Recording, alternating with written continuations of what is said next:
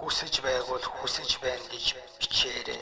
Метабиус комик. Part 17.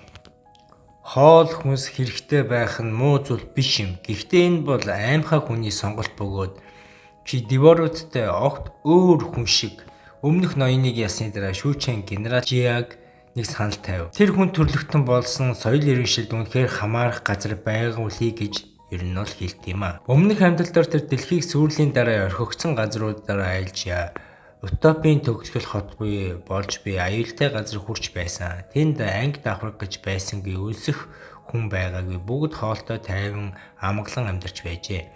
Энэ бүгдийг үүсгэн байгуулсан хүн Жаяа байв. Гэхдээ одоо тэр зүгээр л хотын ноёны орлогч юм. Өмнөх амьдралдаа тэр хотын муу нууц талыг мэдээ тэндээсээ явахаар шийдэж өөрийн хотыг байгуулсан байдаг. Харин энэ удаа шүүчээ бүхнийг зүгээр л арай эрт эхлүүлсэн юм. Гэсэн хэдий ч цэргүүдийн зарим нь энэ санаанд эргэлзэж байлаа. Шинэ хот байгуулах нь маш хэцүү ажил. Хэрвээ тэд өөрсдийнхөө амьдрахыг хүсэж байвал өөр хүний доор биш өөрийн хотыг байгуулах ёстой. Тэгж байж л амьд үлдэнэ. Хотын ноён тэднийг шооч миний хамгаалалтгүй газар араатан зомби дүүрэн та нарыг тэнд очивол өлсөж эсвэл гарцаагүй ямар нэгэн байдлаар өхнө гэж хэлдэгэ. Ноёны хүү авда тэд явахыг хүсэж байвал явуул тэд удахгүй зовж буцаад мөлхөж гуйж ирнэ гэж хэлдэгэ. Амьд үлдгэсэж ч бас эргэлзэж байлаа. Хэрв хотын хамгаалалтгүй бол тэд үнэхээр амьд үлдэхүү айж байсан ч хотод үлдвэл өлсөхгүй амьдрна гэж бодлоо зарим нь. Хотын ноён хүмүүсийн айцыг ашиглан хэрвээ хэн нэгэн тэдэнд итгэж байгаа бол явж болно. Харин та нар өлсөж өхвөл би буруугүй шүү гэж хэлдэг. Тэгтэн шүүчээ инээгээд хэрвээ асуудал зөвхөн хоол хүнс юм бол тэр асуудлыг би шийдэж чадна гэж хэлв. Тэр Деворуудын удирдагчийг ганцаараа ялж чадсан хүн бүр түүнийг хүчрэх гэдгийг мэддэг болсон байлаа. Тийм хүн хоол хүнс олж чадахгүй байх гэж юу? Ноёны хуурлан чи өөрийгөө ер нь хин гэж бодоод байгаа юм бэ? Аврагч гэж бодоод байгаа юм уу? Чи хотыг хижээх хэр их нөөц хэрэгтэй гэж мэдж байгаа мó мэдэхгүй байгаа юм уу гэж хашгирнаа. Шүүцэн тооцоолж үзээ. Миний одоо байгаа хоол хүнс 2000 хүний нэг сард хижээхэд хүрсэн гэж хэлв. Энэ тоон сонирн байлаа. Яг л ноёныг агуулгах хоолны тоотой адилхан. Тэгэхээр тэр хаанаас ийм их хоол олсон юм бол тэгвэл яг тэр хүн үед агуулгах дээр дуава юу хамтран харуулуудыг ер нь бол дарж устгаж байлаа. Юу авраг биеттэй тулд амархан ялж байлаа. Дуа холоос буудаж унгаж байлаа. Сайхан гар нээлв. Тэд агуулгыг бүрэн хоосолсны дараа шүүчээ генерал Жад дахин санууллаа. Одоо шийд надтай хамт шинэ хот байгуул эсвэл худалч ноёныхон дор үлдэж өвцгэй гэж хэлдэг. Генерал Жад бодож үзээд энд хүмүүс өсөж хувцсгүй дээр нь үргэлж дээрлэхүүлж ирсэн. Одоо тэднийг араатанд зарж байгаа нь ил боллоо. Ийм газар дахиж 1 секунд бий бол байж чадахгүй гэж шийдвэр гарганаа. Генерал Жа шүүчэнтэй нэгтгэр шийдэв. Тэр хамтдаа шинэ хот байгуулж хүн бүрийн нэр төртөө айцгүй амьдрах газрыг бий болгохоор шийддэг. Бэйканг болон түүний дүү цэргүүдийг цуглуулж капитан Гагийн ард зогсов. Эдгээр цэргүүд нь анх хотын ноёнд хариалагддаг байсан ч тэд бүгдээрээ урсны дараа тэд зөвхөн капитан Ганд үнэнч хэвээрээ үлдсэн юм. Хотын ноён үлдсэн хэдхэн цэргүүдтэй капитан Ган болон түүний хүмүүс рүү зэвсгээ чиглүүлв. Ноёны хүү уурлан шүүч айн руу буу шагааж гал нээлээ. Тэр хэрвээ энэ хүн ирээвгүй байсан бол миний хөл ирэмдэг болохгүй байсан гэж ууртай хашгирнаа. Шүүчэн тэр мөчөд ургаж үсрэн очиж залуугийн хоолойг нь барьж ав. Тэр ноёныг Жанг хэрвээ чи цэргүүдтэй зэвсгээ буулгах гэж тушаал өгөхгүй бол хүүгийн чинь хүүцүүг би одоо хугалчих хэлдэ гэж хэлдэг. Жанг ганц хүүгээ алтгаас аж дайралтай зогсоох тушаал өглөө. Тэгээ шүүчэн капитан Жад хүмүүсээ дөрвөстэй аваад яваарай. Үлдсэн асуудыг нь би энэ шийдэж чадна гэж хэлдэг.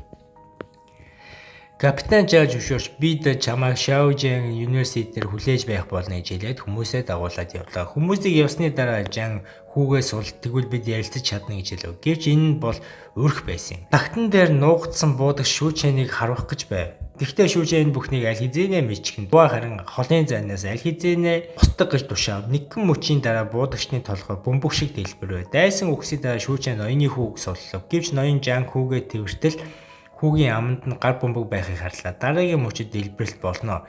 Тэр мөчөө сүүчээ инээслэх хүний мах ямар амттай байсан бэ гэж асуулаа. Ноён Жан хариу хэлэх завдалгүй дэлбэрэлт энд дэсэрч хүүн үхэж тэр өөрөө шархтлаа. Ингэснийхэн дараа шүүчээ инээлээ. Жан Хуан бол хүн дунд нуугдсан Деворуудын 2 дугаар түвшний мангас байжээ. Тэр одоохондоо хэтэрхий хүчтэйч дараагийн удаа шүүчэнд түүнд амьд гарах боломж олохгүй.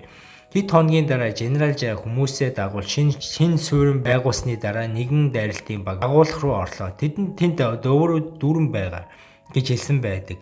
Очлол зөвхөн өгтлүүд хэвтэж байв. Бүгд аль хэдийнэ өвчгсөн байдаг. Цэргүүд ачааны машин руу очтол гадаа илсэн шуурга явсан мэт харагдаж байсан ч шатхуун дүүрэн байв. Энэ машин шин бааз руу бүх хүнийг хүргэх хангалттай түвштэй байлаа. Шүүжийн худлаа яриагүй нь үнэхээр агуулах дүүрэн хүнс нөөц байсан юм. Капитан сан жаахан урамгүй байв. Тэр том тулаан болно гэж бодсон ч бүх зүйл хэд амархан болж өнгөрөв. Нэг зэрэг түүнд генералд чухал үүргийг шүүчээ өгсөн. Харин энэ мэд жижиг даалгаврыг бидэнд өгсөн гэхэд капитан сан уурлав. Шүүчэн бол зүгээр нэг сайхан царайтай залуу, жинхэнэ зэрэг шиг чадваргүй гэж дотроо боддгоо хэлв. Шинэ бааз дээр юу юм яагаад капитан саныг буцаад ирэхгүй байна вэ? Агуулгах бүх дөөрүүдийг сүүжин аль хэдийн устгасан шүү дээ. Тэд зүгээр л дэлгүүрт очиод машинтайгаа буцаад ирэх ёстой байсан. Тэр хүн тиймч ухаалаг биш ч ийм амархан ажлыг хийж чадна да гэж бодов. Бас хэлв. Юун дөрвөсгтийг имчилгээний арчилгааныг санаа зовж байв.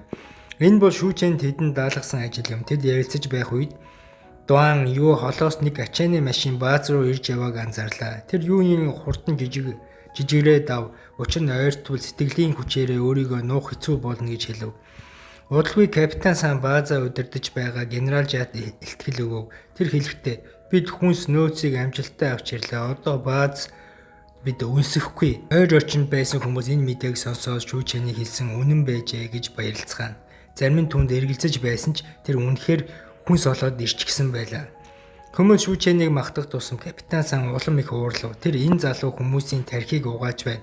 Нэг өдөр алдаа гаргавал бүх нэр хүнд нь надад буцааж ирэх болно гэж дотроо бодож байсан юм.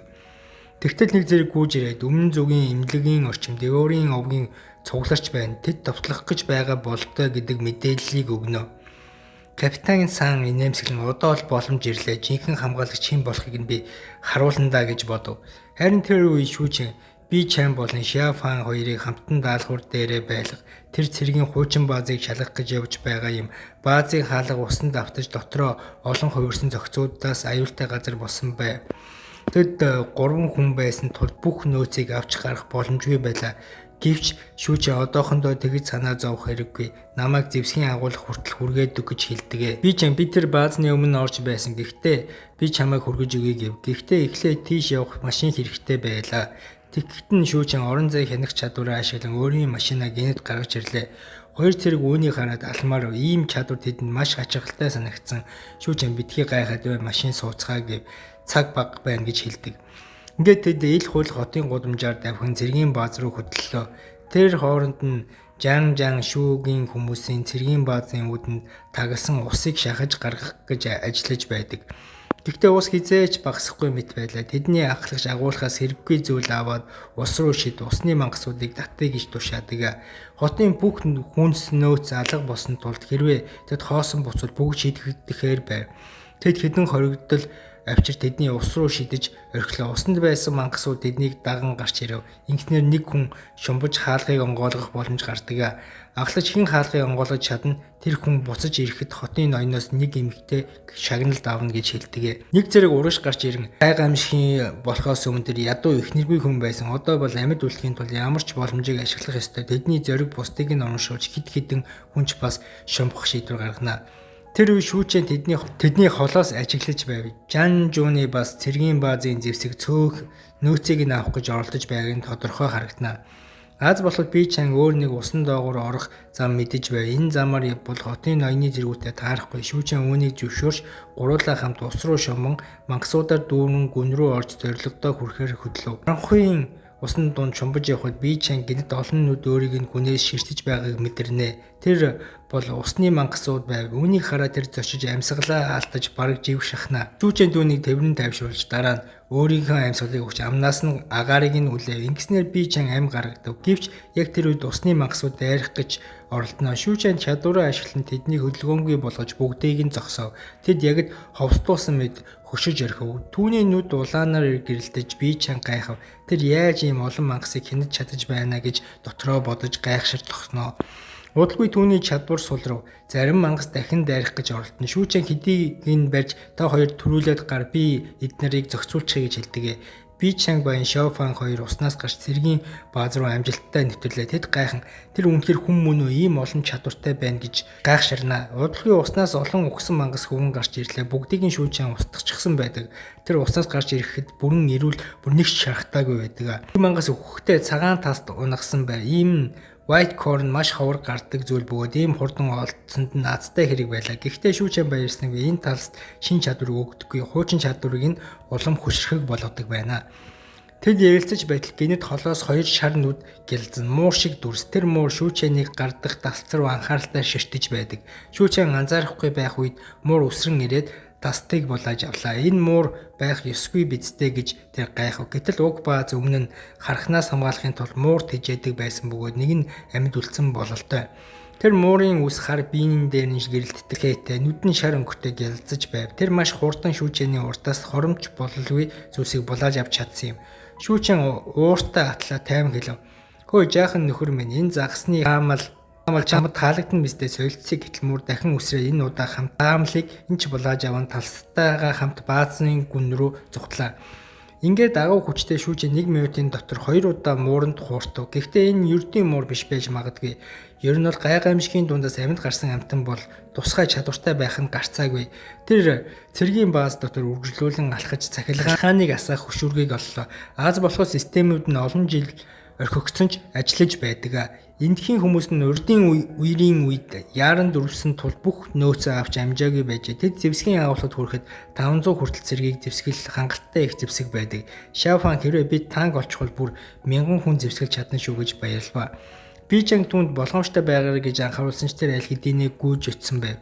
Агуулга дүүрэн хэрэгтэй зүйл байсан ч одоо нэг асуудал гарч ирлээ. Энэ бүхнийг бааз руу хэрхэн буцаах вэ? Хотын ноёны цэргүүд хизээ ирч магадгүй. Харин тусам дуудана гэдэг цаг хүрэхгүй. Гэтэл гинэд хүчтэй дөргөл чимээ сонсогдов. Тэр ярилцаж зогсож байтал гинэд хүчтэй дуу гарч бүгд зочлоо. Шаофан танк олсон байв. Гэхдээ түүнтэй хамт аимшигтай зүйл гарч ирэв. Аврах том мутацд орсон нохоо шиг мангас. Тэр мангас Шаофаныг хөөж тэр жухан алтхаасаа айсан байдалтайгаар танка жолоод нь зүхтэж байв. Мангас хамраасаа лазер засаж танк руу яг онов. Цэргүүд сандран Шүүчэн юу хийж байгаа юм бэ? Ямар нэг юм хийгээж энэ дэлбэрүүд бүгд үхэн шүү дээ гэж хашаарлаа. Шүүчэн хурдан бодож орон зай хянах чадвараа ашиглан агуулга дотор бүх зэвсэг нөөцийг хэдхэн секунд дотор өөрийнхөө орон зай халаас руу хийж авлаа. Агуулга тэр чигтээ хоосож цэвэрхэн боллоо. Шаофан танка унсаар ирэхэд тэр асуув. Хөөе чи энэ мангасыг бас орон зайдаа хийж чадах уу гэвч Шүүчэн толгой зэгсрэв. Амьд биет дээр нэн чадвар ажилддаг зөвхөн төмөр зэвсэг эд зүйлсэл хадгалж чадна гэдгээ тайлбарлана. Тэгтэл би Чанг түлхэн би түүнийг холдуулж та хоёр зүхтаа гэж хэлв. Гэвч Шүүчэн үнийг маш тэнэг санаа гэж бодоод түүнийг шууд өргөж аваад танк руу гүйлээ. Би Чанг эсэргүүцч чи нөөцийг авч яваа хүн шүү дээ. Чи өгөж болохгүй гэж хэлв. Тэд ярилцаж байтал мангас дахин довтлол лазераар цэнэглэв. Шүүчэн хурдан булцсан ч танк азгуутаж яг оногдноо. Шүүчэн түүн рүү харж цаг алдахгүй Шаофан дээр очив. Би энэ аратныг зохицуулна гэж хашгирдаг. Би Чанг эргэлзэн ч түүнийг үлдээж гүйж одов. Битгий үхээрээ би буцаж ирнэ гэж хашгирна. Одоо Шүүчэн ганцаараа мангасын өмнө зогсов. Тэр анхааралтай ажиглав. Энэ аратан өмнөх амьдралд нь хизээж гарч байгаагүй. Тиймээс ямар хүчтэйг нь мэдэхгүй байлаа. Гэвч тэр инээмсэглэн ямар ч байсан чиний таст бол минийх л болно гэж өөртөө шивнэлээ. Ингээд туглаан эхэлдэг юм аа. Ингээд парт 17-нд хүрээ дуслаа. Партийг хүсэж байвал хүсэж байна хвчээд залхамд нэхэ үсгээ бичээд яваарай.